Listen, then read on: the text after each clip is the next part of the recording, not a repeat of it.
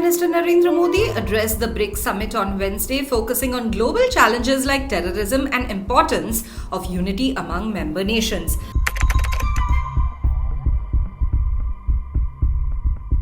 Modi called for unanimous and strong cooperation among BRICS countries to combat terrorism and terror financing. He stated, and I quote, "There is no place for double standards on such a serious issue."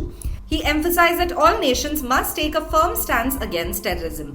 Amidst ongoing conflicts in West Asia and Russia-Ukraine war, Modi reiterated India's support for dialogue and diplomacy. He asserted, and I quote, "We support dialogue and diplomacy, not war." Modi's message was clear.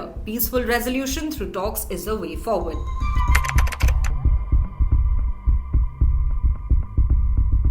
Modi also stressed the importance of preventing youth radicalization and highlighted that BRICS nations must take active steps to address this challenge and protect the future generations.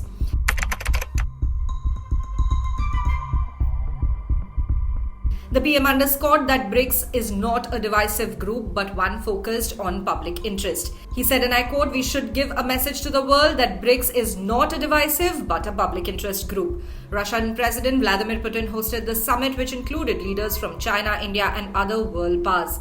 The BRICS bloc, originally composed of Brazil, Russia, India, China and South Africa, has expanded to include Iran, Egypt, Ethiopia, Saudi Arabia and others. Several more countries, including Turkey and Malaysia, have expressed interest in joining. The summit, held in Kazan, was attended by 36 countries. The Kremlin called it the largest foreign policy event ever held by Russia, showcasing Moscow's efforts to counter Western influence amid the Ukraine conflict.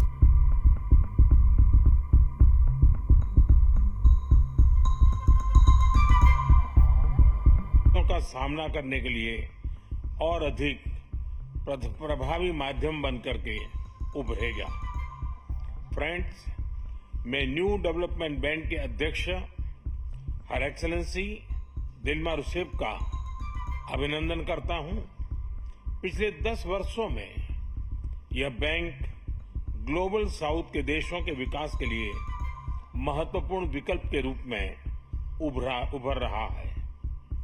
Bharat के gift city के साथ साथ Africa तथा रूस में regional centres के खुलने से इस बैंक की गतिविधियों को बल मिला है और लगभग $35 बिलियन के डेवलपमेंट प्रोजेक्ट्स सैंक्शन किए गए हैं। एनडीबी को डिमांड ड्रिवन सिद्धांत पर काम करते रहना चाहिए और बैंक का विस्तार करते हुए long term financial sustainability, healthy credit rating और मार्केट एक्सेस सुनिश्चित करने पर प्राथमिकता रहनी चाहिए।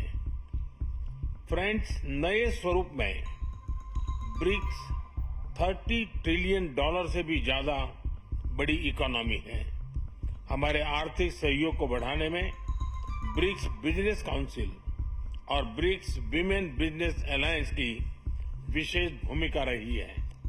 इस वर्ष ब्रिक्स के अंदर WTO reforms, trade facilitation in agriculture, resilient supply chains, e commerce और स्पेशल इकोनॉमिक जोन को लेकर जो सहमति बनी है, उससे हमारे आर्थिक सहयोग को बल मिलेगा। इन सब पहलों के बीच हमें स्मॉल और मीडियम स्केल इंडस्ट्री के हितों पर भी फोकस करना चाहिए। मुझे खुशी है कि 2021 में भारत की अध्यक्षता के दौरान प्रस्तावित ब्रिक्स स्टार्टअप फोरम इस वर्ष लॉन्च किया जाएगा। भारत द्वारा दिया गया रेलवे रिसर्च नेटवर्क का इनिशिएटिव भी ब्रिक्स देशों के बीच लॉजिस्टिक्स और सप्लाई चेन कनेक्टिविटी बढ़ाने में अहम भूमिका निभा रहा है। इस साल ब्रिक्स देशों में यूनिडो के साथ मिलकर इंडस्ट्री 4.0 के लिए स्किल्ड वर्कफोर्स तैयार करने पर बनी सहमति बहुत ही महत्वपूर्ण है। 2022 में लॉन्च किया गया ब्रिक्स वैक्सीन R&D सेंटर सभी देशों की स्वास्थ्य सुरक्षा बढ़ाने में मदद कर रहा है। हमें डिजिटल हेल्थ में भारत का सफल अनुभव ब्रिक्स पार्टनर्स के साथ साझा करने में खुशी होगी। फ्रेंड्स, क्लाइमेट चेंज हमारी साझी प्राथमिकता का विषय रहा है। रूस की अध्यक्षता में BRICS open carbon market partnership के लिए बनी सहमति का स्वागत करता है। भारत में भी green growth, climate resilient infrastructure और ग्रीन ट्रांजिशन पर विशेष रूप से बल दिया जा रहा है। International solar alliance, coalition for disaster resilient infrastructure, mission life यानी लाइफस्टाइल फॉर एनवायरमेंट, एक पेड़ मां के नाम जैसे इनिशिएटिव लिए गए हैं।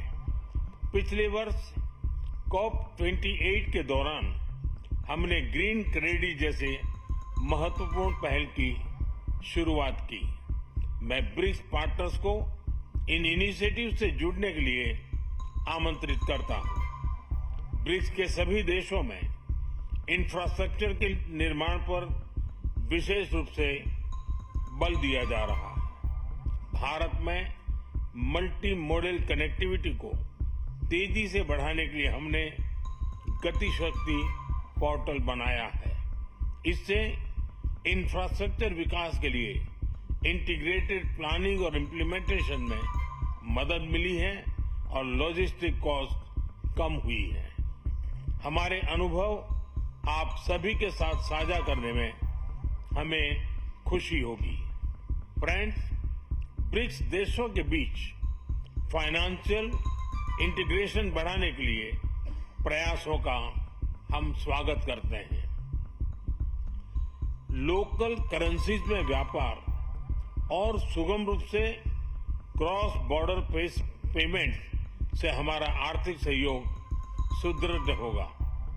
भारत द्वारा बनाया गया यूनिफाइड पेमेंट्स इंटरफेस यानी यूपीआई भारत की एक बहुत बड़ी सक्सेस स्टोरी है।